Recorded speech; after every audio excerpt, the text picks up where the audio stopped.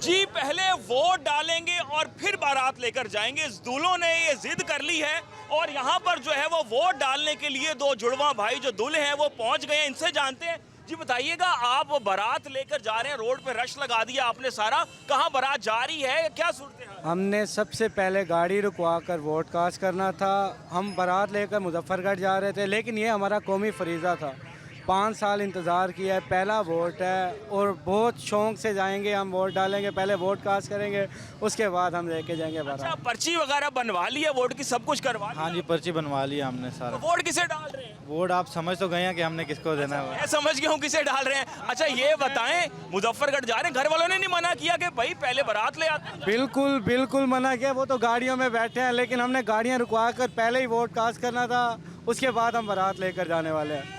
उन्होंने बहुत बार रोका है, लेकिन हमारा फिर पहला वोट है, पुरजोश है हमारा। ये दोनों नौजवानों का पहला वोट है, तो ये वोट डालने आ गए। इनका कहना है कि पहले वोट डालेंगे और फिर बारात जो है वो लेकर जाएंगे मुजफ्फरगढ़। जी।